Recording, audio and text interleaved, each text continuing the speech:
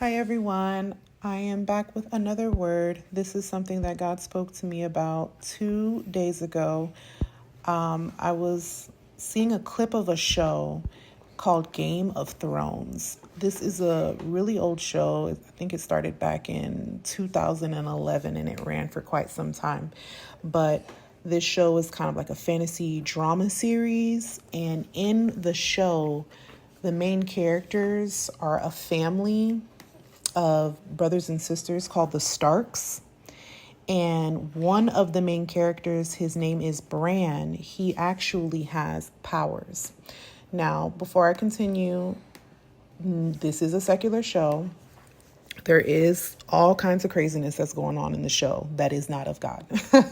If you know, you know. So pray over this word, take it to God, and also realize that God can use anything to speak to you. You could be walking down the street and he can give you a sign from a bird that's flying in a tree.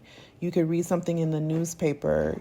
God could put a secular song on your spirit just so you can go look up the lyrics so he can deliver a message to you.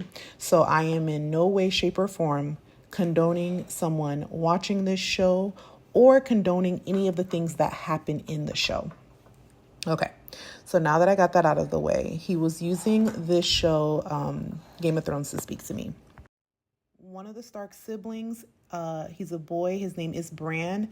He has several different powers, and I'm not going to go too deep in it. It's not that important, just so you get the general context of what God is trying to say. He is considered a warg and a green seer, and those abilities, those roles, I guess, gave him the power to like enter the minds and consciousness of animals and other people. He could see the past, the present, all kinds of craziness.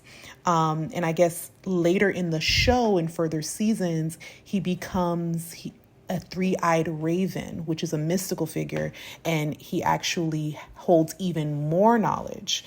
And that role kind of like you see his journey and everything that he's going through, his desires and emotions and everything as it develops throughout the show.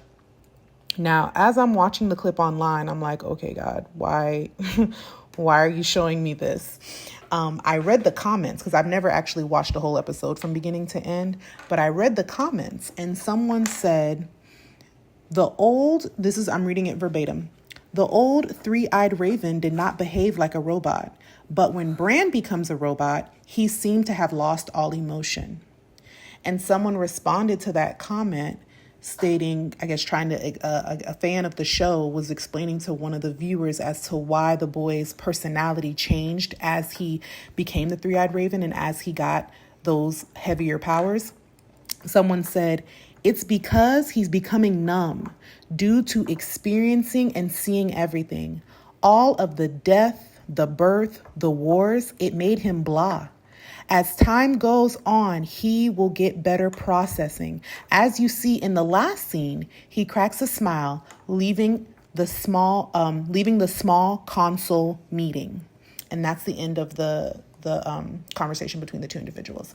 And as I read that, it clicked for me why God was showing me this.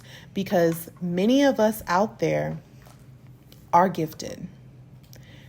When you walk in your prophetic gifting, you will see some things. You will hear some things. God will reveal a lot to you. People who are for you, people who are against you, family members who are seeking you. It can literally, if you allow it to, suck you dry. Emotionally, you may notice yourself feeling numb. You think you've seen it all, and then boom, days later, God will reveal something else to you, and you just don't know how your heart can take it. So I see that God was showing me the comparison of Bran and what he's going through with those who are walking in their prophetic gifting. They feel how heavy the anointing is. And just like he became the three-eyed raven, we are elevating. We're receiving our different gifts. And it's a lot to deal with right now. God is saying that we may feel numb right now. We may feel down. We may be upset because we are seeing and dealing with so much. It is a lot to process. But as time goes on, you will get better.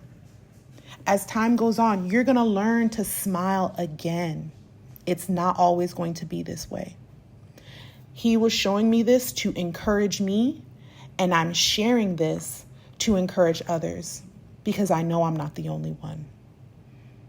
Everybody's journey is unique and special. Yes, I'm aware, but there are other people that are going through this as well that need to hear this. I hope that this is an encouragement for you guys, because the devil will try to make us feel like this is it. This is just your life. It's prepare for the misery, right? The more discernment you have, the more that you see the wickedness in the world, the evil and everything for what it truly is, it can be disheartening.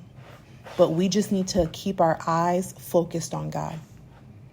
I wanted to share Psalms 126, verse 2. Our mouths were filled with laughter, our tongues with songs of joy. Then it was said among the nations, the Lord has done great things for them. I also want to share Isaiah 58, verse 8. And provide for those who grieve in Zion, to bestow on them a crown of beauty instead of ashes, the oil of joy instead of mourning. Please meditate on these verses and get them into your spirit. I just want to remind everyone that is out there, that is listening to my voice, that despite our struggles, joy is waiting for us in the morning. We need to stay hopeful, to stay prayerful, to remain faithful in God, because He is present with us every single day, and He's there in our struggles. Thank you for listening, guys, and I'll see you in the next video.